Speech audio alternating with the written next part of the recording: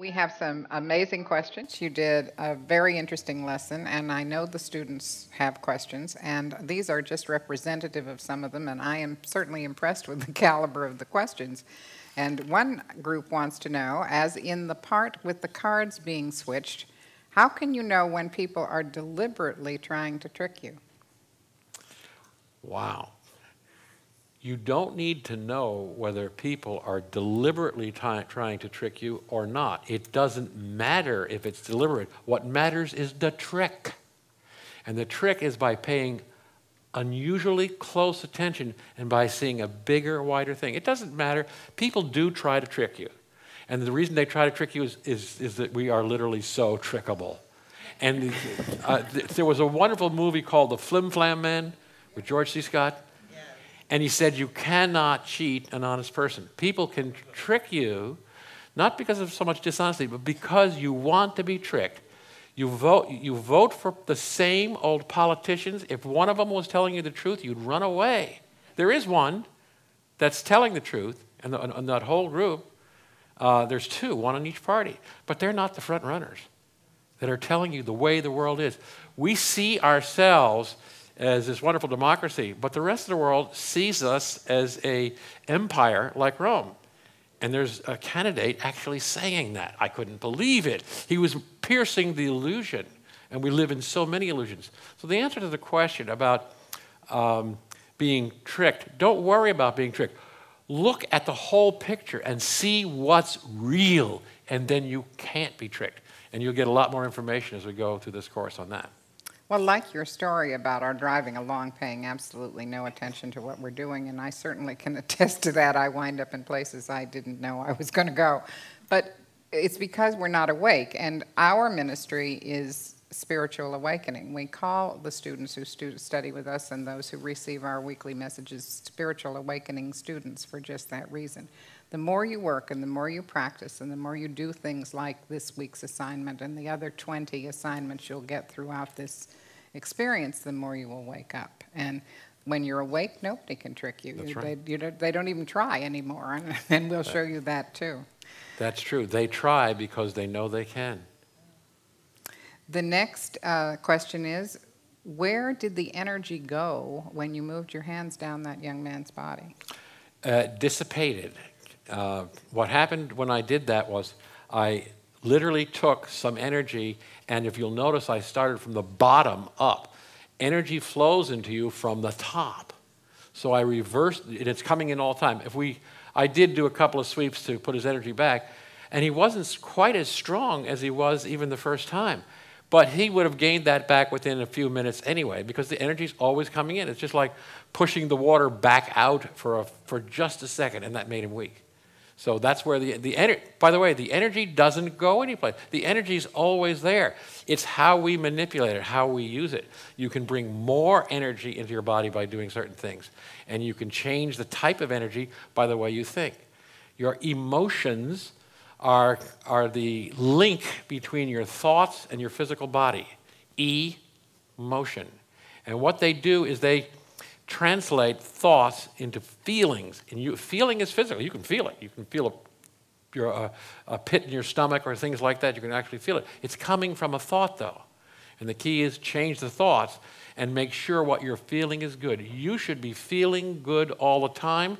And when you're not feeling good, it means you're thinking the wrong thoughts. It doesn't mean anything is wrong out there. There's nothing out in that movie that's creating it. It is the thoughts you're thinking that are creating the bad feelings. In fact, we have a whole segment in this class about that.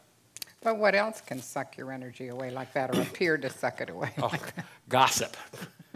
And that's in our... Negativity any of any kind of negative thinking, negative talking. When people start to talk to you about what's wrong, walk away. And when you start to study this stuff in any seriousness, and if you're here in this class, you're here to study it at a more serious level than you certainly get for just the 20 minutes any of us can give you on Sunday morning, you begin to realize that you really need to work at this in order to have a better life. And people who want to suck your energy just don't find you any fun anymore. They go away and more fun people come into your life by far, don't they? When people are pushing your buttons, you can try to stop them from pushing your buttons. And if you can stop them, that's fine, but a new one will come along. The thing is, disconnect the buttons. and they can push all they want. It doesn't matter. Now, this is a two-part question, and I'm going to read you both parts so you can see which way you want to answer it. The first is, how does spirituality relate to the inevitability of the Pentagon structure of the universe? Also, how does divinity relate to the inevitability of the Pentagon structure? Okay, remember the Pentagon structure is made up of triangles, and that's where it relates. Did you ever hear of the Father, the Son, and the Holy Ghost? That's one of those periods. The Father is the first thing, the action, and the reaction to the Father is the Son. That's what bore it. Okay, and the combination of the two is what we call Holy Spirit. So in every realm, this works. What was the second part of that question? The second part is, how does divinity relate to the inevitability of the Pentagon structure? Well, I got a surprise for you. Either nothing is divine or everything is divine. And I think it's the second one. Everything is divine. Divinity is not a separate force out there. Divinity is what we, as Paul said, live and move and have our being. We live in a sea of divinity. The question is, how much are we going to use of that divinity in our lives? Neil Donald Walsh said that there's no blackboard in the sky with your purpose written on it. You have to decide.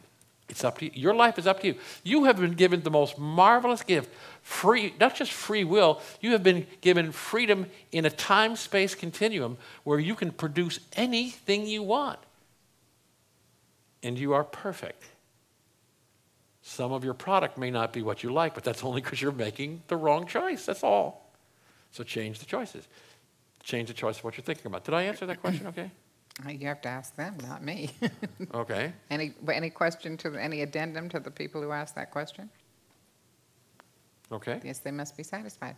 Now, the next bunch are on the subliminal tapes. Okay.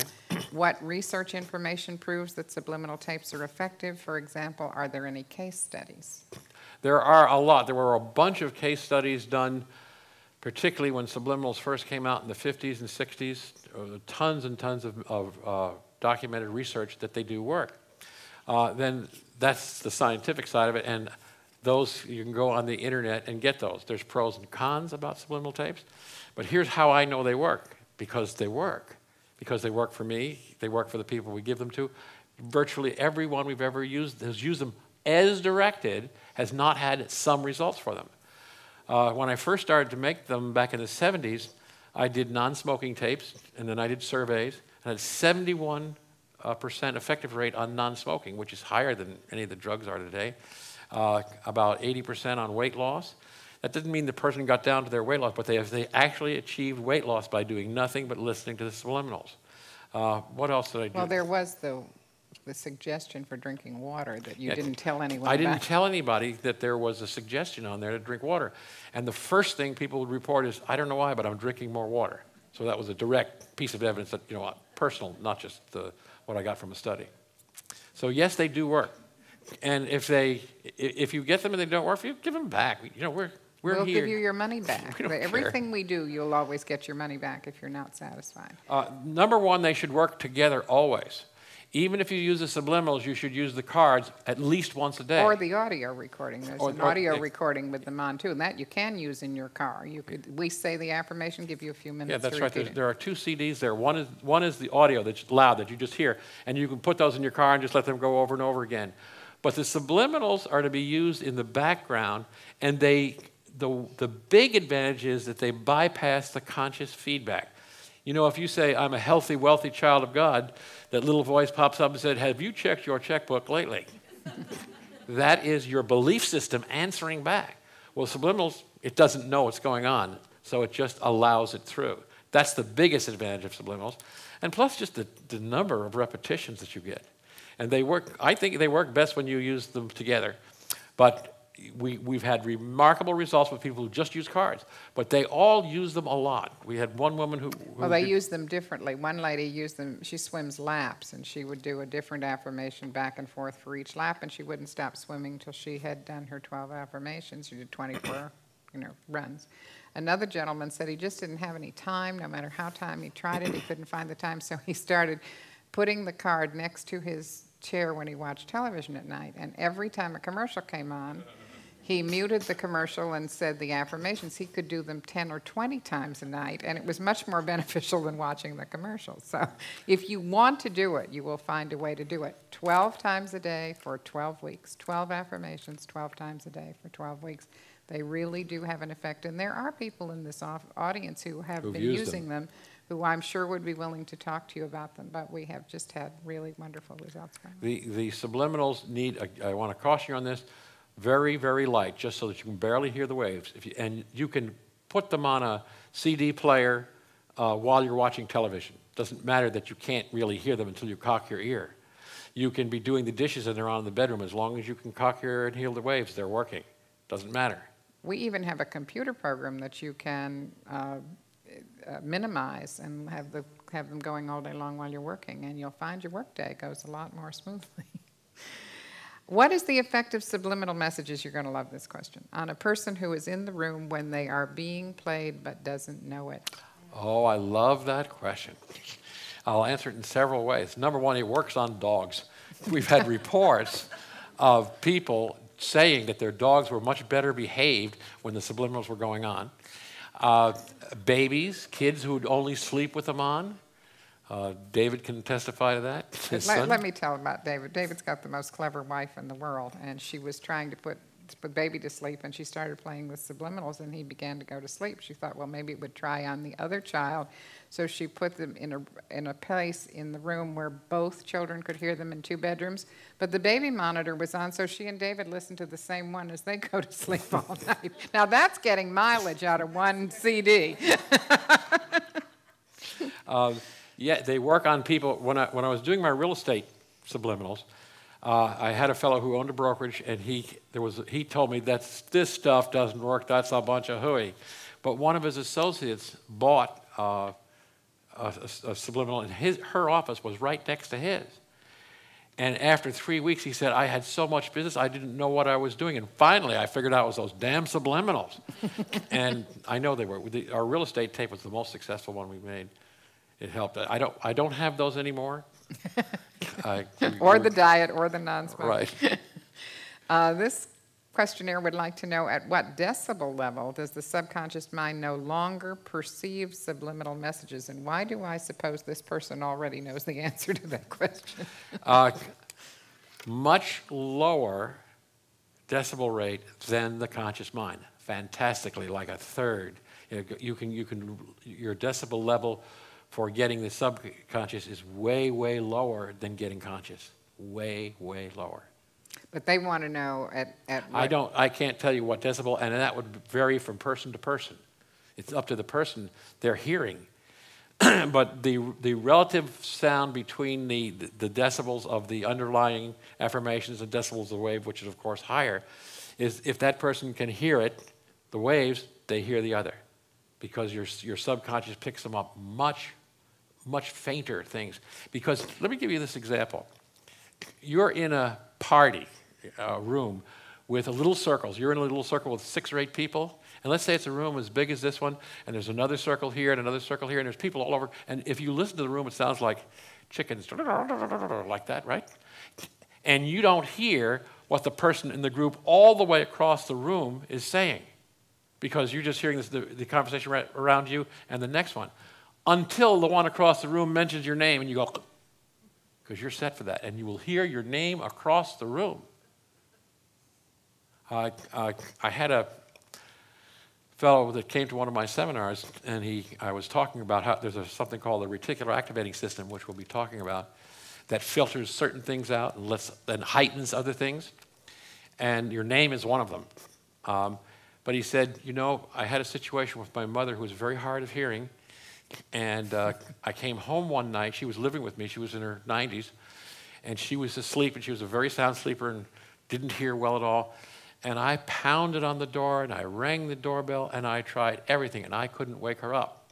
I went back to the bedroom window, and I knocked on it, and I shouted, and she wouldn't get up. And then I said in a whisper, "Mother, I'm home." And she woke up immediately. Women are set for, particularly their younger children, they're set for it. They hear their baby out of all the rest. So the subconscious is amazing what it can do. Well, this is a change of subject now. When you're in the middle of an emotional crisis, how do you break into that change projection on the screen? The change projection. I think this is the triangle. How do you? Oh, okay. What happens when you're really upset? Something really terrible has happened, and you'd like to get it, but you just keep being pulled back. There's a process which you will be taught in this class called pivoting, and we will teach pivoting. And what pivoting does, and some of the reading you're going to get will talk about this process under another name. What pivoting does is you don't, when you're in a really emotional state, you just found that your paycheck for $1,200 bounced, and it bounced 4 or 5 of your bill checks. Is that a good one for everybody? All right, you're really upset, and you're saying that accountant, that, da, da, da, da, and you're going into this mode, and you're so angry, and you're getting more and more and more upset. How do you change? Well, you don't say, well, I'm going to feel good, because in 2 seconds you'll be right back. What you say is, okay, this happened. Everything must be accepted before you can do anything else. And this is an art. This is an art you'll learn to say, this happened. When it's out there in the movie picture, when it's out there, it's too late to change it. You accept everything. No matter how bad it is, it's there, it's already done. Once you accept it, you can start to think about it in a slightly different way. Well, there might be an explanation for this. Now, this isn't a positive thought. This is just not as negative. Okay. There must be an explanation for this. It's not quite as, it's not a positive thought, but it's not quite as negative. And I'm sure there must be. It could be worse. It could be worse. You know, I could have had last week's check bounced, you know. And you start thinking just a little bit. Do you remember the old Western movies? I don't know how many of you see that, where the cowboy, John Wayne, would ride up alongside of the stagecoach. The stagecoach driver had been shot, and the damsel's in there, and she's screaming, and John Wayne rides up alongside the horses, and he jumps over onto the horses, right? Now, what does he do? Remember those? He gradually turns the horses around, gradually, and slows them down in the turn, and then takes it where he wants it to go. It is exactly the same way you handle the mind. You don't just stand there and try to stop. He doesn't jump off his horse, stand in front of that oncoming stagecoach and get run over, because that's what's going to happen with your emotions. You have to gradually turn them. You're going to get a whole class on this procedure of turning your thoughts around. And that's exactly the way Jesus taught. When he taught a parable, it was usually to turn your mind gently from one way of looking at something to another. And he did it by storytelling, which is a really popular way to do that, one you are particularly good at, I might say. This person wants to know why it's harder to take away a negative habit than to make a positive change. Well, got some good news and bad news. Bad news first. You don't take away negative habits. Any resistance to a negative habit will only reinforce it. You establish a new habit. You do not change habits. You establish new ones. Again, there's another whole course on how beliefs come in there and how you change them by replacement, not by trying to change the old belief. Now, there are some techniques that we'll work on in some of our later classes where you can neutralize really negative, like trauma beliefs. If we've got some people who have some good demonstratable phobias, maybe we'll knock them out. 10 or 15 minutes to knock out a phobia. You can neutralize beliefs. There's a process called Psych-K, which is very good. Now, that takes one-on-one work, and you have to go through a session or two to do that, but it can neutralize any of these really big, tough ones that might be difficult, particularly the ones that you got when you were 2 and 3 and 4 years old. So yes, they can be neutralized and you can replace. But even neutralizing them isn't enough. You still have to replace them. And this group would like to know what kind of background and training each of us has. Well, I'll just go a little bit briefly over my history. I started out in the retail business doing selling shoes in Sears Roebuck, and I wound up being a district manager for the southeastern United States, and I did that for about 20 years, and then I went into the real estate business, and I was manager of a 5-office real estate company, a lot of associates, Then I opened my own firm, and it was in that firm I started to do this work. Because what I discovered was I had a training program that everybody in the business said was the best training program in our area. And that was before all the franchises had training programs. This was when you had just individual offices. And we really had a good training program. In fact, one woman came in, took our 6-week training program, which was not just training in an office. It was going out in the field and working with people.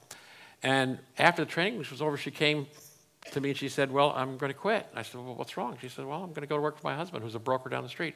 But you had the best training program, that's why I came. So we knew we had good training. But I was concerned that I was only getting 1 out of 10 salespeople successful. Out of 10 salespeople, 1 would be very successful and most of the rest were failing. So I thought, there's got to be something wrong with what I'm doing. So I started to go out in the field with the successful salespeople and to find out what are they doing so I could teach that. They were doing precisely and exactly what they were taught in the training program. I mean, down to the letter. So I thought, well, let me go and see what the unsuccessful ones were doing. And they were doing everything but what I was teaching. But when I said to them, don't you remember we talked about that in the training program, that you would do this way? And they said, well, I can't do it that way. That's not the way I am. And I realized that we could train a chimpanzee to sell real estate if he would pay attention and do what he was told. And so what I found out was the problem wasn't in the training program, the problem was in the minds of the people. And that's when I got really interested in this subject and studied everything. I'm the kind of a person that if I get interested in it, I'll start reading about it, researching it, all informally. All my training, except for my ministerial training, is informal training I got myself. And through experimenting, through 30 years of practicing these things and refining is what I've come up with where we are here. How about you? Well, I was born with an insatiable curiosity, and so whenever I would get into something full force and be in it for 5 or 6 years and get pretty well versed in it and up to where it was getting to go really well, I would leave it and try something else. So I've had what could be called a checkered career, but I started my career in the 20s, in my 20s, in radio and television. And then after I worked in both New Haven, Connecticut and San Francisco for KRON. Any of you who are from San Francisco, that's the big TV station there. And then I stopped for 6 years and raised my child up to 1st grade. And you're going to learn in this class that children are programmed almost exclusively up to the age of 6. So it was just dumb luck that I did that. But he was my whole project for 6 years. And then I went to work for American Red Cross, and I edited the national newsletter at Washington headquarters and created their newsletter called The Good Neighbor.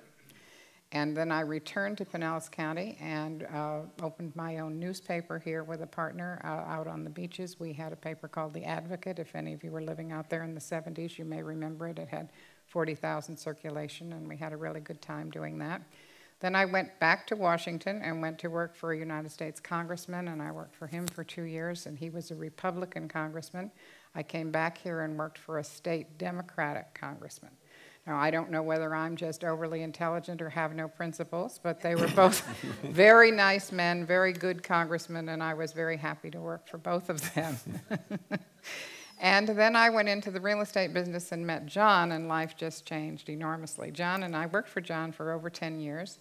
Then I left John and went into fundraising, and we had to raise $1 million a year for what used to be Neighborly Senior Services, is now Senior Services Centers or something, but it used to do Meals on Wheels and transportation and all of those kinds of things. And then I re-met John, and we married, and were married about 4 or 5 years before we went to Missouri so he could go to ministerial school. I went kicking and screaming, saying, not me, I wasn't going to be a minister. I was going to get my licensed teacher certificate and write for the rest of my life. And then I got out there, and I really got this calling to become a minister. So he graduated from school in 1997. I started in 1997, and I was ordained in 99. Most of my counseling training came through ministerial practice, but public speaking and teaching came really through fundraising and working for all those many interesting agencies like United Way. I was a fundraiser for them as well on a volunteer basis. So we both did a lot of speaking. One other little thing that I didn't carry mine all the way through, I got very interested in this idea of helping people change their minds, and I took some courses in neuro-linguistic programming.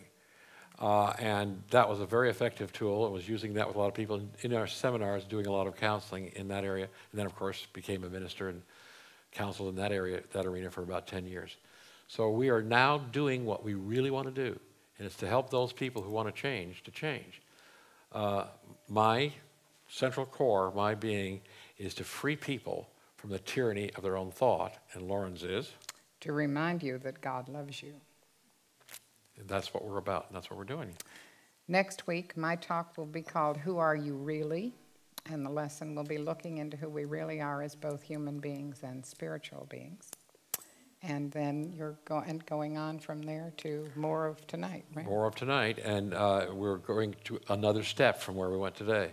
And the interesting thing, I think you'll have a lot of fun going back and forth between the two approaches. You'll find that they integrate very, very well by the time you get through the 17 weeks. And sometimes make the same points from another point of view. Some of the things that John talked about tonight we'll be looking at in a different way. The 4 series that come out from me first are called Keeping Your Balance, Finding Your Ground, and Keeping Your Balance is what the 4 will come together as a single class. So we'll be working with balance for the next 4 times I'm teaching. And my 9 or possibly 10 will be Mind is Your Own Business. And it's about the mind. Well, have we done enough for tonight? I think we have. We thank you all. Appreciate you.